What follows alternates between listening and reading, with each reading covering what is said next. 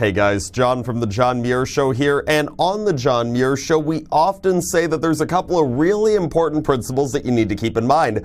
One of those being that liberals will go to great lengths to control your lives, and the other one being if you see liberals in the state of California doing it, take note, because trust me, that's the most liberal state in the country, and if they're doing it there where they have complete power, as soon as they get power anywhere else, they're going to try to replicate it.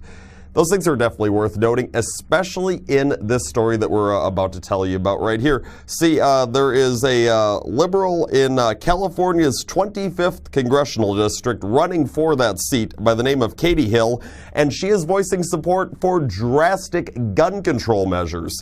Hill's quoted as saying, "I support a federal ban on assault weapons, high-capacity magazines, and bump stocks, as well as increasing waiting periods, raising the minimum age to purchase all weapons, and expanding our current background check system." See, Ms. Hill seems fully comfortable taking guns out of the hands of law-abiding citizens who have done nothing whatsoever that would warrant having those guns taken away from them. They haven't acted irresponsibly. They have completely acted responsibly with their guns for, in many cases, decades on end. But for people like Ms. Hill, that does not seem to matter because, again, it's all about trying to get control for what ideally for her would be a liberally led government. You see, they would love, the left would, to take the guns away from as many folks as possible, all folks. Because then what happens? Oh, well, you do not have that means of protecting yourself, protecting your family, and who are you then more dependent on for your safety? That's right, you are more dependent on the government. That is the Democrats' strategy. It is abundantly clear. For Hill, see, she is totally fine saying this. She feels comfortable saying it because, again, she is running for Congress in the state of California. And in California, liberals feel pretty safe to say whatever the hell they want because they know it is incredibly blue in that state and they can probably get away with it in most any district. Now, what's the thing is that there's so many politicians that feel the same exact way that Hill does. I can guarantee you that, but they do not feel comfortable saying it because not all of them are in a place that is so far to the left as California. Take, for example, right here in the state of Wisconsin. Let's look at the Senate. The senator who is up for re-election, the failed liberal Senator Tammy Baldwin. See, when she campaigns, when you hear her at debates, she always tries to sound like, oh yeah, I'm this, really nice person. I've got Wisconsin values. I'm a moderate. I'm willing to work with people. Yeah, it sounds really nice.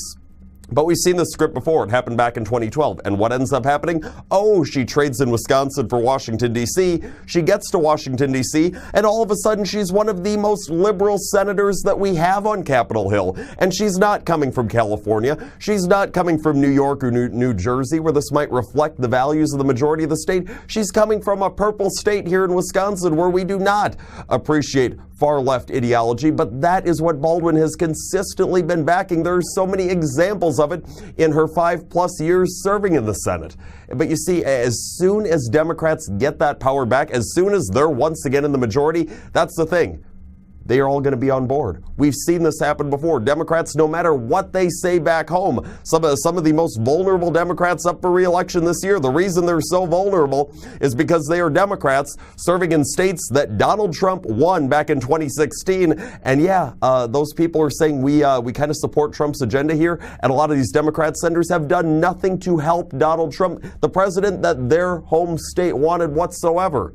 You see, with these Democrats that are there, as soon as they get the power back, they will gladly run and do whatever the hell they want to, like Tammy Baldwin, who will always bow to Chuck Schumer. You see, the Democrats are good at something, and that is sticking together no matter what. So be careful when you see stuff like this. If you are somebody who cares whatsoever about your most basic rights, things that are guaranteed to you in the Constitution as a law-abiding citizen, I would advise you to stay the hell away from the Democrat Party this November and for the foreseeable future going forward, because that party is hell-bent on taking your rights away to get more power for themselves. And that's all the time that we have for today, but tune into the John Muir Show each and every weekday morning, WTAQ 8:40 a.m., WSAU and WHBL 9 a.m. Till next time, I'm out.